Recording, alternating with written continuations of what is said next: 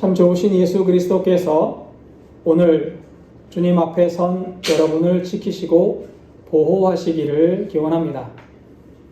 구원의 길에서 주님과 동행하면서 주님께서 주시는 힘과 은혜를 온전히 받아 누리시는 복길의 가족들 다 되시기를 기도하고 또 기도하겠습니다. 오늘날 우리는 참 혼란스러운 시대를 살아가고 있습니다. 지금 시대를 보면서 제가 가장 안타깝게 생각하는 것은 스승이라고 불릴 만한 사람이 이 시대에 흔하지 않다라는 겁니다. 신앙 공동체 안에서도 신앙의 스승을 찾는 일은 쉬운 일이 아닌 것이 현실입니다. 한국 기독교가 당면한 가장 큰 과제 중에 하나가 젊은이들이 교회를 떠나는 현상을 꼽는 사람들이 많습니다. 아마도 그 이유 중에 가장 큰 것은 교회에서 따를 만한 신앙의 모범을 보기가 어렵기 때문이 아닌가라는 생각을 하게 됩니다. 저 역시 신앙의 모범을 보여야 하는 사람으로서 이런 비판에서 자유롭지는 못할 겁니다. 이럴 때 바울의 이야기는 우리에게 큰 울림이 있다고 생각합니다. 바울을 통해서 먼저 믿은 우리가 세상에 신앙의 모범으로 세워질 수 있기를 바랍니다. 오늘 읽은 말씀 고린도전서는 바울 사도가 고린도 교회에 보낸 편지 글입니다. 당시 고린도 교회는 여러 가지의 문제를 안고 있었고 그 문제를 보던 바울이 그 문제에 대한 답을 편지로 써서 고린도 교회의 교우들에게 보낸 겁니다.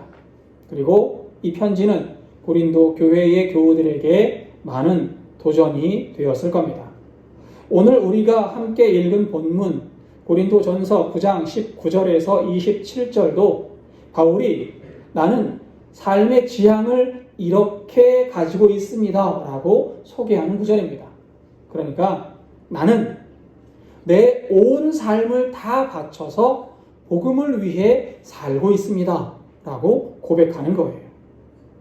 바울의 이 고백은 세상의 모습 앞에 흔들리고 무너지고 있는 고린도 교회의 교우들에게 도전이 되었을 것이고 또 지금 2025년 대한민국의 신앙생활을 하고 있는 모든 사람들에게 도전이 될 수 있다고 생각합니다. 이 말씀을 통해 우리의 삶의 방향을 점검하고 새로운 결단을 할 수 있기를 소망합니다. 그리고 이 말씀을 통해 먼저 믿은 우리가 신앙의 모범으로, 신앙의 본으로 세워질 수 있기를 바랍니다. 오늘 본문 19절입니다. 내가 모든 사람에게서 자유로우나 스스로 모든 사람에게 종이 된 것은 더 많은 사람을 얻고자 함이라. 바울의 이 선언은 역설의 선언입니다. 왜냐하면 바울은 나는 자유민입니다. 나는 자유로운 사람입니다. 라고 선언하면서 동시에 나는 모든 사람의 종이 되었습니다. 라고 말하기 때문입니다. 자유롭지만 노예라는 거예요. 이 구절을 제대로 이해하려면 먼저 바울이 말하는 자유가 무엇인지를 알아야만 합니다. 바울이 살던 시대에 로마에서 자유민이라고 하면 두 종류로 나눌 수가 있습니다. 한 종류는 엘유테로스라고 부릅니다. 이들은 태어나면서부터 자유민이었던 사람들, 그 사람들을 엘유테로스라고 부릅니다. 이 사람들이 가지고 있는 자유에는 어떠한 제약도 없습니다. 완전한 자유를 누리고 있었던 겁니다. 공직에 나갈 수 있는 피선거권을 가지고 있었고 공직자를 선출할 수 있는 선거권도 가지고 있었습니다. 또 마음대로 재산을 축적할 수 있었고 내가 가지고 있는 재산을 마음대로 처분할 수도 있었습니다. 그러니까 누구도 이 사람의 자유에 대해서 터치할 수가 없는 거예요. 완전한 자유인. 누구도 간섭할 수 없는 자유민. 그 사람들을 엘유테로스라고 부릅니다. 반면에 자유민 중에서 아펠유테로스라고 불리는 사람들이 있었습니다. 이 사람들은 원래는 노예였다가 노예 신분에서 해방된 사람들을 아펠류테로스라고 부릅니다. 이들은 자유민이기는 했지만 여러 면에서 제약이 있었습니다. 공직에 출마할 수 없었어요. 그리고 이전 주인에게 법적으로, 도덕적으로 책임이 주어졌습니다. 주인이 불러서 도와달라고 하면 가서 도와줘야 되는 거예요. 주인이 불러서 내가 지금 위험하니까 나에게 힘이 되어라 라고 명령하면 그 사람에게 힘이 되어줘야만 합니다. 이들은 제한적인 자유를 누릴 수밖에 없었던 존재들입니다. 이 사람들을 아펠류테로스라고 부릅니다. 바울이 내가 모든 사람에게서 자유롭다라고 말할 때에는 바로 이 엘류테로스, 즉 완전한 자유민을 의미하고 있습니다. 그러니까 나는 모든 사람에게서 자유롭다라고 말할 때에는 나는 모든 사람에게서 완전한 자유를 누리는 사람입니다. 어느 누구도 나의 자유를 빼앗아 갈 수 없습니다. 어느 누구도 나를 간섭할 수 없습니다. 라고 말하고 있는 거예요. 누구에게도 종속되지 않고 완전히 자유로운 무엇이든지 할 수 있는 사람, 그 사람이 바로 바울이라고 말하는 겁니다. 그런데 이 완전한 자유민 바울이 뭐라고 이야기합니까? 나는 모든 사람에게 종이 되었습니다. 라고 말합니다. 본문에서 말하는 종은 둘로스입니다. 둘로스는 그냥 우리가 어감상의 종을 이야기하지 않아요. 둘로스라는 말은 노예를 이야기합니다. 누군가에게 종속되어서 그 사람이 시키는 일을 하는 사람, 그 사람을 노예, 종, 둘로스라고 합니다. 바울은 가지고 있는 완전한 자유를 포기하고 세상 모든 사람의 노예, 즉 가장 천한 신분으로 내려갔다라고 선언하고 있는 거예요. 바울은 왜 스스로 자유를 박탈한 천한 노예가 되었습니까? 오늘 본문은 바울이 자신의 자유를 버린 이유를 더 많은 사람을 얻고자 함이다 라고 이야기합니다. 바울의 삶의 목표는 명확했던 겁니다. 바울은 자신이 가지고 있던 권리를 포기하면서까지 내가 가지고 있던 모든 것들을 다 버리면서까지 복음이 전파되기를 원했던 거예요. 그는 자신의 자유와 권리를 포기해서라도 한 사람이라도 더 많은 영혼을 예수 그리스도께 인도하고 싶었습니다. 바울은 복음을 전하기 위해 다양한 사람들에게 다양한 모습으로 복음을 전했다라고 본문은 이야기하는 겁니다. 내가 가지고 있는 선입견, 내가 가지고 있는 생각 다 포기하고 버렸습니다. 내가 가지고 있는 재물, 내가 가지고 있는 자유 다 버렸습니다. 왜요? 복음을 전하기 위해서라는 거예요. 20절을 보겠습니다. 유대인에게 내가 유대인과 같이 된 것은 유대인들을 얻고자 하며 율법 아래에 있는 자들에게는 내가 율법 아래에 있지 아니하나 율법 아래에 있는 자 같이 된 것은 율법 아래에 있는 자들을 얻고자 하며. 여러분, 바울은 유대인입니다. 그런데 유대인인 바울이 유대인과 같이 되었다라고 말합니다. 이 말이 무슨 뜻이지요? 당시의 유대인들은 나만, 아니 우리의 민족만 선택된 백성이다라고 믿었습니다. 그리고 율법을 지켜야만 구원받는다라고 생각하고 있었습니다. 바울은 이미 예수 그리스도를 통해서 율법이 완성되었다고 믿었고 예수 그리스도를 구세주로 믿으면 구원받는다고 확신했습니다. 유대인만 구원받는다가 아니라 믿기만 하면 누구든지 구원받을 수 있다라고 생각하고 있었던 거예요. 그러나 바울은 이 생각을 유대인들에게 말하지 않습니다. 율법주의에 갇혀있던 유대인들에게 접근하기 위해서 그들의 관습과 전통을 존중하며 접근합니다. 예를 들어 볼까요? 사도행전 16장 3절에 보면 이방인인 디모데에게 할례를 받도록 합니다. 할례를 받아야만 구원받습니까? 그렇지 않습니다. 할례는 구원받는 일에 전혀 도움이 되지 않습니다. 바울은 이 사실을 너무나 잘 알고 있었습니다. 그러나 디모데와 함께 유대인들에게 다가가기 위해서 디모데에게 할례를 시켰던 거예요. 사도행전 18장 18절에 보면 바울은 디모데에게 성전에서 서원을 하게 하고 머리를 깎도록 합니다. 이 행동 역시 구원을 위한 필수적인 행동이 아닌 것을 바울은 잘 알고 있었습니다. 그럼에도 바울은 유대인에게 복음을 전하기 위해서 이 모든 일들, 율법에 기록되어진 이 행동들을 하도록 했던 거예요.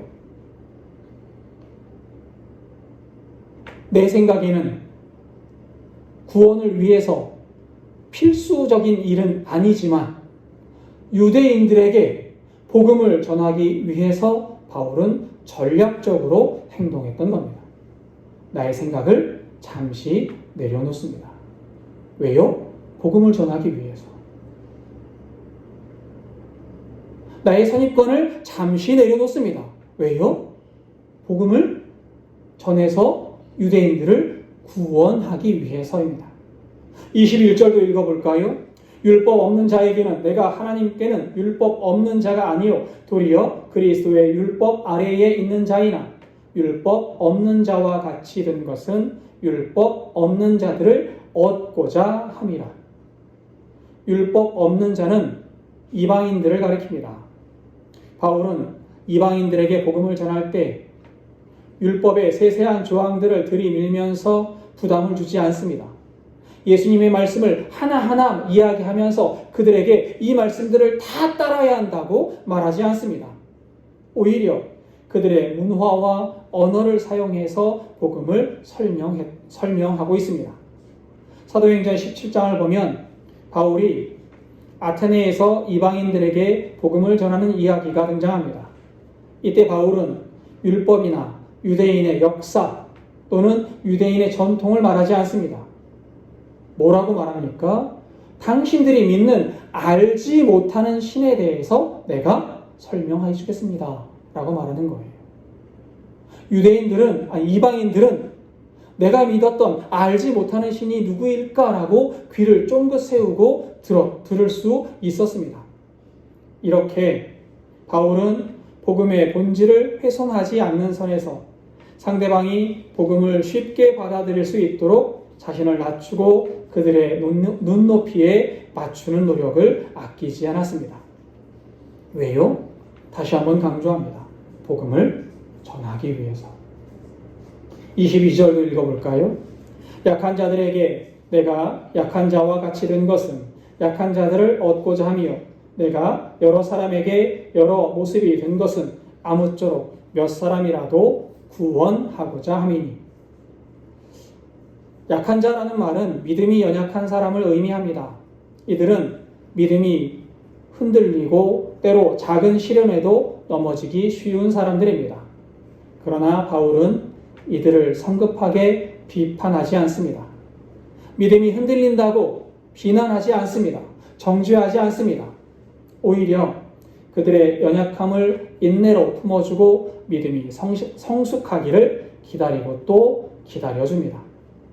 로마서 14장을 보면 바울은 음식 문제로 갈등하는 믿음이 강한 자와 약한 자들에게 서로 비판하지 말고 사랑으로 대하라고 권면을 합니다.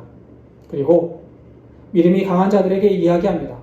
믿음이 약한 자들을 위해서 율법에서 금지한 음식들을 먹지 마십시오. 여러분들의 모습을 보고 믿음이 약한 자들이 흔들릴까 걱정됩니다. 라고 말입니다. 믿음이 약한 사람이 넘어질까 염려하기 때문에 믿음이 강한 사람들이 자신의 생각들을 잠시 내려놓아야 한다고 말하는 겁니다. 이는 바울이 얼마나 약한 사람들을 배려했고 그들의 믿음 성장을 기다렸는지를 보여줍니다.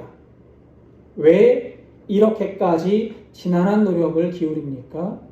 믿음이 약하고 흔들리는 사람들 정죄하고 또 비난하고 그럴 수 있잖아요. 그런데 바울은 그렇게 하지 않았습니다. 왜 그렇지요? 한 사람이라도 더 복음을 받아들이게 하려고 말입니다. 한 사람에게라도 더 복음을 전하게 하기 위해서입니다. 바울의 삶은 복음을 전하고 사람들이 복음을 믿도록 하기 위한 노력으로 가득했던 겁니다. 여기에서 우리가 주목할 점이 있습니다. 바울은 복음으로 그 마음을 가득 채웠던 사람이라는 거예요. 바울의 삶은 복음으로 가득했고 복음만 생각했고 복음만 그 삶에 드러나도록 노력했던 사람입니다. 그러기에 바울은 우리에게 신앙의 모범으로 우뚝 세워질 수 있었던 겁니다. 23절을 읽어보겠습니다. 내가 복음을 위하여 모든 것을 행함은 복음에 참여하고자 함이라. 바울은 자신이 복음을 전하는 행위가 곧 하나님 나라의 상급에 참여하는 길임을 분명히 말하고 있습니다. 그러니까 나는 다른 사람들을 위해서만 복음을 전하는 겁니다가 아니에요. 내가 복음을 전하는 것은 다른 사람들을 위해서 하는 것이 아닙니다.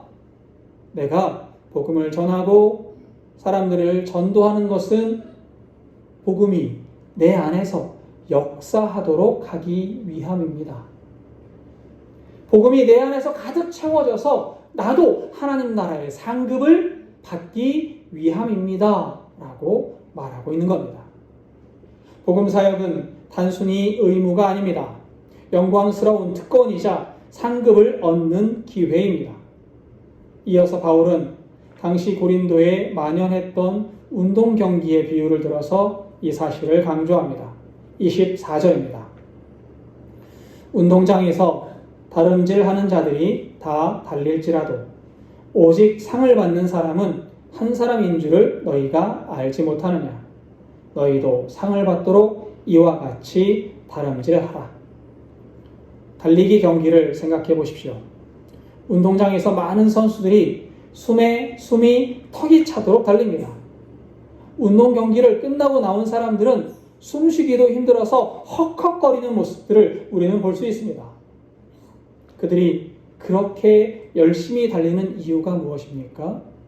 운동 경기에 숨이 턱에 차도록 그렇게 열중하는 이유가 뭐지요? 상을 받기 위해서. 지금까지 노력해왔던 결실을 얻기 위해서 그들은 달리고 던지고 뛰는 겁니다.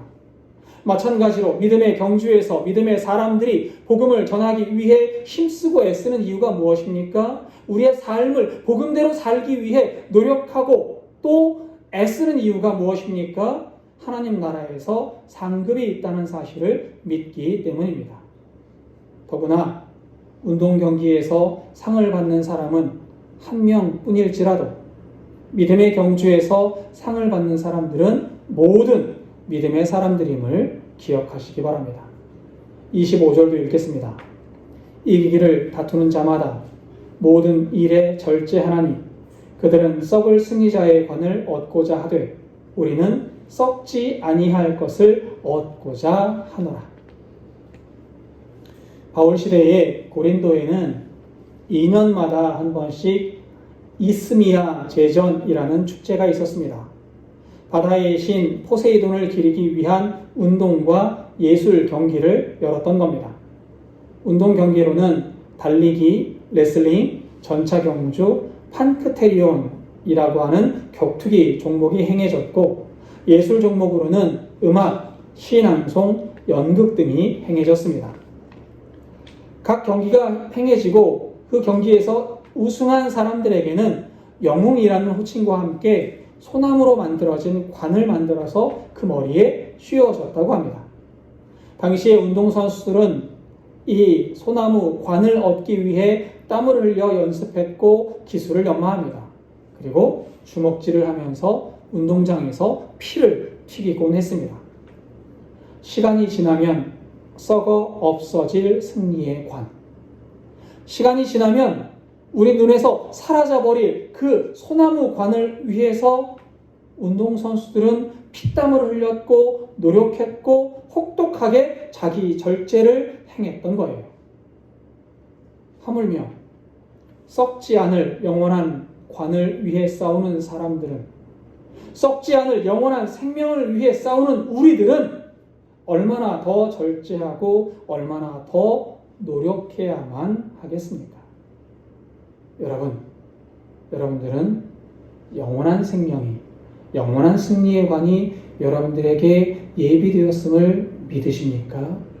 그 관을 얻기 위해 여러분들은 얼마나 절제하십니까? 얼마나 노력하십니까? 얼마나 신앙의 훈련을 행하고 계십니까? 26절도 읽겠습니다. 그러므로 나는 다름질하기를 향방 없는 것 같이 아니하고 싸우기를 허공을 치는 것 같이 아니하며. 바울은 자신의 지금까지의 고단하고 힘든 삶이 결코 헛되지 않았다고 확신합니다. 죽을 고비를 넘겼고 사람들에게 매를 맞았던 그 기나긴 시간, 힘든 시간들이 결코 헛되지 않았다는 겁니다. 왜요? 바울은 하늘의 승리의 관을 믿었기 때문에 그렇습니다. 운동 경기 중에서 달리기와 격투기를 예로 들어 설명해 보겠습니다. 바울은 운동 경기 중에서 달리기와 격투기를 예로 들어 설명합니다. 운동장에서 달리기 경기를 할 때 아무 곳으로나 뛴다고 경기에서 이길 수 있는 것은 아닙니다. 어디로 뛰는지를 알아야 합니다. 목표점을 알아야 하는 거예요. 또 격투 경기를 할 때에도 허공에 주먹을 휘두른다고 경기에서 이길 수 있는 것이 아닙니다. 향방 없는 달리기와 허공에 주먹을 휘두르는 것은 의미 없는 행동을 의미합니다. 바울은 나는 의미 없이 행동하지 않았다라고 말합니다. 바울이 행하는 나를 드러내지 않는 행동, 상대방의 수준에 맞추어서 복음을 설명하는 일, 격려하는 일, 지루할 정도로 기다리는 그 모든 일들은, 즉 모든 사람의 노예가 된 삶은 다 최후의 승리를 위한 일이었다라고 고백하는 거예요. 나는 복음을 위해서 그 모든 일들을 행했고 내 안에 복음이 역사할 수 있도록 절제했고 노력했고 땀 흘렸고 수고했다. 모든 일은 목적을 위해서, 복음을 위해서 행한 일이었다라고 이야기하고 있는 겁니다. 그리고 그 결과는 하늘의 영광의 관이다 라는 겁니다. 27절을 읽겠습니다. 내가 내 몸을 쳐 복종하게 함은 내가 남에게 전파한 후에 자신이 도리어 버림을 당할까 두려워함이로다. 이 구절은 바울의 깊은 영적 긴장감을 보여주고 있습니다. 그는 자신이 아무리 훌륭한 복음 전파자라 할지라도 자기 관리에 실패하면 내가 내 안을 복음으로 가득 채우지 않으면 결국 버림받을 수 있다는 두려움을 가지고 살았다는 거예요.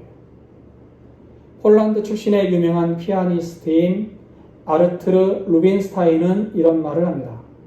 하루 연습을 하지 않으면 내가 알고, 이틀 연습을 하지 않으면 비평가가 알고, 3일 연습을 하지 않으면 청중이 안다 라고 말합니다.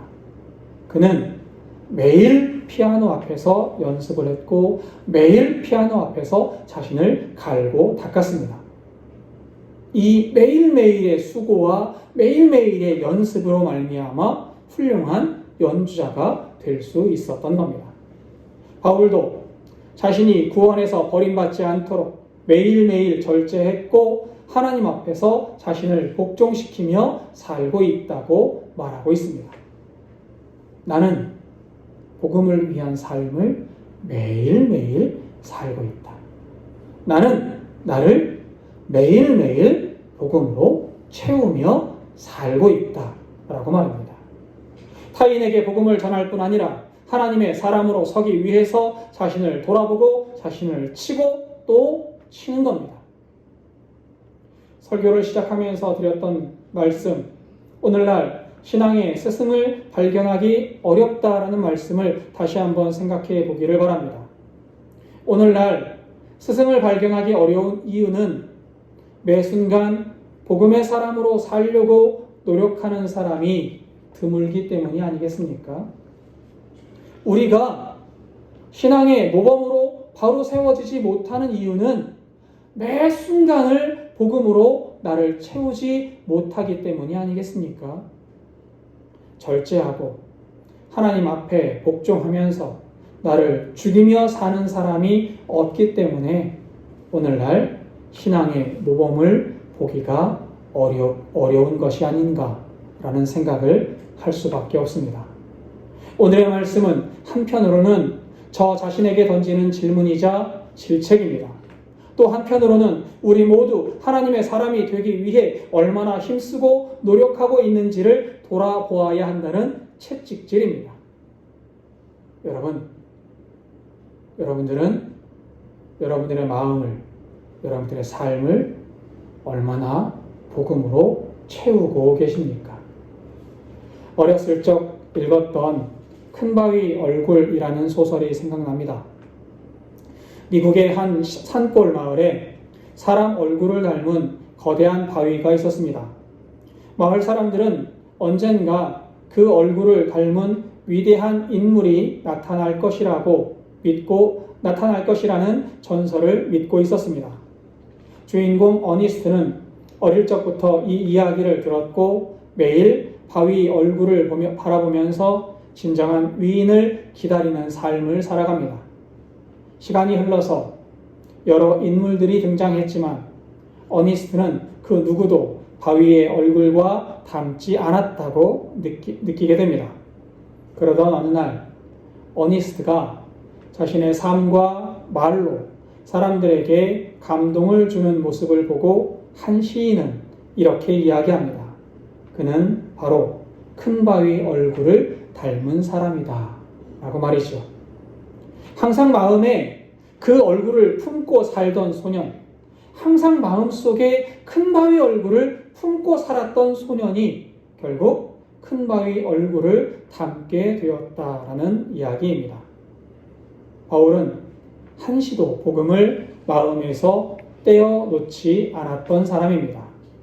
그는 더 많은 사람을 얻고자 함이라는 목표를 마음에 품었고 썩지 않을 상을 바라보며 자신을 쳐서 복종시키는 삶을 매일매일 살았습니다. 그 결과 바울은 복음을 전하는 위대한 전도자가 되었고 우리 신앙의 영원한 스승이 될 수 있었습니다. 오늘 우리의 마음은 복음으로 채워져 있습니까? 우리의 삶은 무엇을 향해 달려가고 있습니까?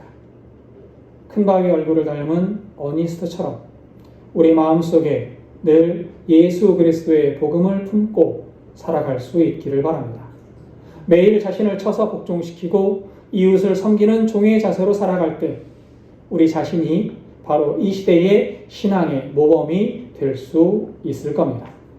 우리의 삶을 통해 복음이 전해지고 한 영혼이라도 더 구원받는 역사가 일어날 겁니다. 이 믿음의 경주에서 우리가 썩지 않을 영원한 상을 바라보며 힘껏 달릴 수 있기를 주님의 이름으로 축원합니다. 기도하겠습니다.